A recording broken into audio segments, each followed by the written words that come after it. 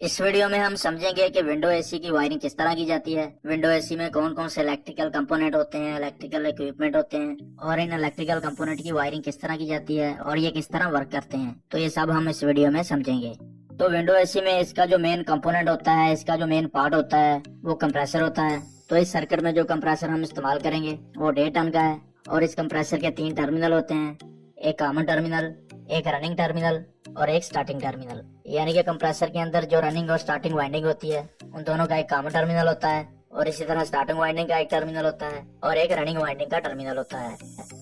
उसके बाद window AC में एक फैन मोटर होती है जिसको ब्लोअर मोटर भी कहते हैं और इस मोटर में 5 वायर्स होती हैं। इनमें से एक वायर जो है वो रनिंग वाइंडिंग की होती है, एक स्टार्टिंग वाइंडिंग की होती है और जो बाकी 3 वायर्स हैं ये कॉमन वायर्स होती हैं जो कि वाइंडिंग के अंदर से निकाली जाती हैं। इनमें से एक लो स्पीड की वायर है, एक मीडियम स्पीड की वायर है और एक हाई स्पीड की वायर है। तो जब हम लो स्पीड वाली वायर पर सप्लाई देंगे तो मोटर लो स्पीड पर चलेगी और जब मीडियम स्पीड वाली वायर पर हम सप्लाई देंगे तो मोटर जो है वो मीडियम स्पीड पर चलेगी और जब हम हाई स्पीड वाली वायर पर सप्लाई देंगे तो ये मोटर अपनी फुल स्पीड पर चलेगी।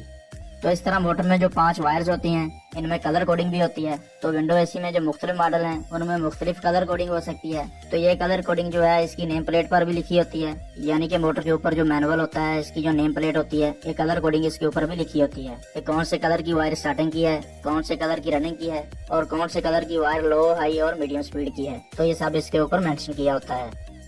उसके बाद कंप्रेसर और फैन मोटर को चलाने के लिए एक कैपेसिटर इस्तेमाल किया जाता है। तो विंडो एसी में ज्यादातर कंबाइन कैपेसिटर ही इस्तेमाल किया जाता है।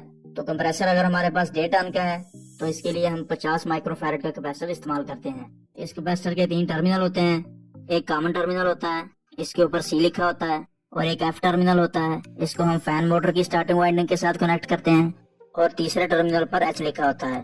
इसको हम कंप्रेसर की जो स्टार्टिंग वाइंडिंग है उसके साथ कनेक्ट करते हैं, यानी कि सी, एच और एफ इस कैपेसिटर के इन तीनों टर्मिनल पर मेंशन किया होता है। उसके बाद विंडो एसी को ऑन करने के लिए और इसकी स्पीड को कंट्रोल करने के लिए एक सिलेक्टर स्विच इस्तेमाल किया जाता है। इसको रोटरी स्विच भी कहते हैं। इस सिलेक्टर स्विच में 6 टर्मिनल हैं, तो किसी सिलेक्टर स्विच में 8 टर्मिनल भी होते हैं। तो इन सब टर्मिनल के जरिए कंप्रेसर को ऑन ऑफ करवाया जाता है और फैन मोटर की स्पीड को कंट्रोल करवाया जाता है। तो इसी वीडियो में हम आगे चल के इसके कनेक्शन को भी समझेंगे। उसके बाद विंडो एसी में एक थर्मोस्टेट को भी इस्तेमाल किया जाता है। तो इस थर्मोस्टेट में 2 टर्मिनल होते हैं। तो इसमें हम टेम्परेचर की एक वैल्यू को सेट कर देते हैं। तो जब टेम्परेचर जो है वो थर्मोस्टेट के ऊपर जो हमने वैल्यू सेट की होती है उससे ज्यादा होता है तो इसके दोनों कॉन्टैक्ट जो है वो क्लोज हो जाते हैं और इससे कंप्रेसर को ऑन करवाया जाता है। और जब टेम्परेचर जो है वो सेट पॉइंट के बराबर हो जाता है या इससे कम हो जाता है तो इस थर्मोस्टेट के कॉन्टैक्ट जो है वो ओपन हो जाते हैं और कंप्रेसर को ऑफ करवा देते हैं। उसके बाद विंडो एसी में एक स्विंग मोटर को भी यूज किया जाता है। तो इस मोटर की 2 वायर्स होती हैं।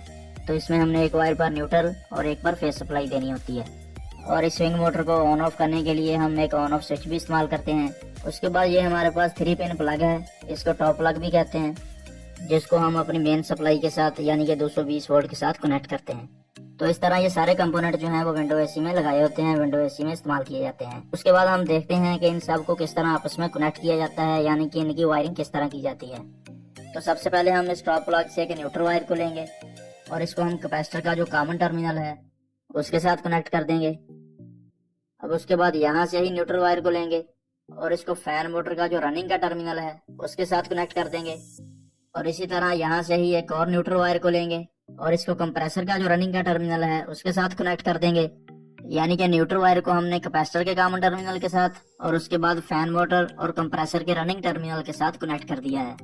अब उसके बाद कैपेसिटर का जो एफ टर्मिनल होगा वहां से हम एक वायर को लेंगे और फैन मोटर का जो स्टार्टिंग का टर्मिनल है उसके साथ कनेक्ट कर देंगे और इसी तरह कैपेसिटर का जो एच टर्मिनल है उससे हम एक वायर को लेंगे और कंप्रेसर की जो स्टार्टिंग वाइंडिंग है यानी कि जो स्टार्टिंग का टर्मिनल है उसके साथ कनेक्ट कर देंगे। यानी कि एफ टर्मिनल को हमने फैन मोटर की स्टार्टिंग वाइंडिंग के साथ और एच टर्मिनल को हमने कंप्रेसर की स्टार्टिंग वाइंडिंग के साथ कनेक्ट कर दिया है। तो इस तरह कैपेसिटर की जो वायरिंग है वो मुकम्मल हो गई है। अब उसके बाद टॉप प्लग के टर्मिनल से जो दूसरी वायर है यानी कि जो फेज वायर है उसको हम लेंगे और सिलेक्टर स्विच का जो 1 नंबर टर्मिनल है उसके साथ कनेक्ट कर देंगे। अब उसके बाद सिलेक्टर स्विच का जो सबसे एक साइड वाला टर्मिनल है उससे हम एक फेज वायर को लेंगे और इसको थर्मोस्टेट के किसी एक टर्मिनल के साथ कनेक्ट कर देंगे। अब उसके बाद थर्मोस्टेट का जो दूसरा टर्मिनल है उससे हम फेज वायर को लेंगे और इसको हम कंप्रेसर का जो कॉमन टर्मिनल है उसके साथ कनेक्ट कर देंगे। अब उसके बाद सिलेक्टर स्विच का जो उसके साथ वाला टर्मिनल है उससे हम एक वायर को लेंगे और इसको फैन मोटर की जो लो स्पीड की वायर है उसके साथ कनेक्ट कर देंगे। अब उसके साथ वाले टर्मिनल से हम एक और वायर को लेंगे और इसको मीडियम स्पीड की वायर के साथ कनेक्ट कर देंगे। इसी तरह उसके साथ वाले टर्मिनल से हम एक और वायर को लेंगे और इसको हम हाई स्पीड की वायर के साथ कनेक्ट कर देंगे। यानी कि सेलेक्टर स्विच के जो तीनों दरमियान वाले टर्मिनल हैं, ये मोटर की स्पीड को कंट्रोल करने के लिए होते हैं। यानी कि जब हम सेलेक्टर स्विच को एक दफा घुमाएंगे तो फेज सप्लाई जो है वो पहले लो स्पीड वाली वायर को मिलेगी। जब हम इस सेलेक्टर स्विच को एक और स्टेप घुमाएंगे तो उसके बाद फेज सप्लाई जो है वो मीडियम को मिलना शुरू हो जाएगी। तो इस तरह मोटर की स्पीड बढ़ जाएगी।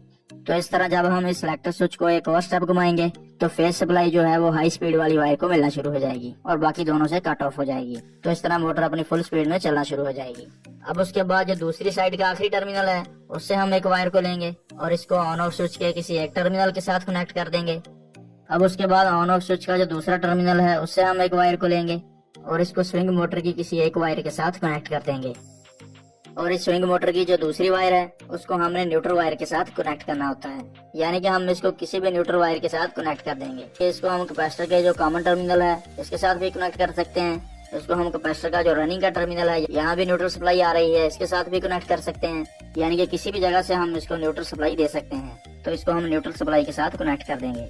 तो इस तरह विंडो एसी की जो वायरिंग है, इसके कनेक्शन जो है वो मुकम्मल हो गए हैं। तो अब हम समझते हैं कि ये विंडो एसी किस तरह वर्क करेगा। सबसे पहले तो हम इस टॉप प्लग को 220 वोल्ट सप्लाई के साथ कनेक्ट करेंगे, यानी कि किसी सॉकेट में हम लगा देंगे इसको। तो उसके बाद सबसे पहले सेलेक्टर स्विच जो है वो ऑफ हालत में होगा। तो जब हम सेलेक्टर स्विच को एक स्टेप घुमाएंगे तो सबसे पहले फैन मोटर स्टार्ट होगी। यानी कि सिर्फ फैन मोटर जो है वो लो स्पीड में चलना शुरू हो जाएगी। और इसके साथ अगर आप चाहें तो स्विंग मोटर को भी ऑन कर सकते हैं। अब उसके बाद जब हम इस सेलेक्टर स्विच को एक और स्टेप घुमाएंगे तो इसके साथ कंप्रेसर भी स्टार्ट हो जाएगा। यानी कि मोटर लो स्पीड पर चलेगी और कंप्रेसर स्टार्ट हो जाएगा, जिससे कूलिंग भी स्टार्ट हो जाएगी। अब उसके बाद जब हम इस सेलेक्टर स्विच को एक और स्टेप घुमाएंगे तो फैन मोटर जो है वो मीडियम स्पीड पर चलना शुरू हो जाएगी। और इसी तरह जब हम इस सेलेक्टर स्विच को एक और स्टेप घुमा देंगे तो फैन मोटर जो है वो अपनी फुल स्पीड पर चलना शुरू हो जाएगी, यानी कि हाई स्पीड पर चलना शुरू हो जाएगी। तो इस तरह टेम्परेचर की जो वैल्यू हमने इस थर्मोस्टेट पर सेट की होगी, जब टेम्परेचर उससे कम होगा तो इसके कंटैक्ट ओपन हो जाएंगे और फेज सप्लाई जो है वो कंप्रेसर को मिलना बंद हो जाएगी, जिससे कंप्रेसर ऑफ हो जाएगा। ये थर्मोस्टेट सिर्फ कंप्रेसर को ऑफ करवाएगी और फैन मोटर अपनी फुल स्पीड पर चलती रहेगी, या फिर जो स्पीड हमने इस पर सेट की होगी उस स्पीड पर फैन मोटर चलती रहेगी। और जब टेम्परेचर इस सेट पॉइंट से ज्यादा होगा तो इसके कॉन्टैक्ट जो है वो दोबारा क्लोज हो जाएंगे और कंप्रेसर को स्टार्ट कर देंगे, जिससे कूलिंग भी स्टार्ट हो जाएगी। तो इसी तरह ये थर्मोस्टेट के जरिए ऑटोमेटिक कंप्रेसर जो है वो ऑन ऑफ होता रहेगा। और इस ऑन ऑफ स्विच के जरिए आप स्विंग मोटर को भी अपनी मर्जी के मुताबिक ऑन ऑफ कर सकते हैं। तो दोस्तों ये थे विंडो एसी के मुकम्मल कनेक्शन और इसकी मुकम्मल वायरिंग और इसके काम करने का तरीका। तो उम्मीद करता हूँ कि इस वीडियो की आपको समझ आ गई होगी। इससे आपका कॉन्सेप्ट क्लियर हो गया होगा कि किस तरीके से विंडो एसी की मुकम्मल वायरिंग की जाती है। तो वीडियो अच्छी लगी हो तो लाइक कर दें और अगर आप चैनल पर न्यू हो तो चैनल को सब्सक्राइब भी कर दें।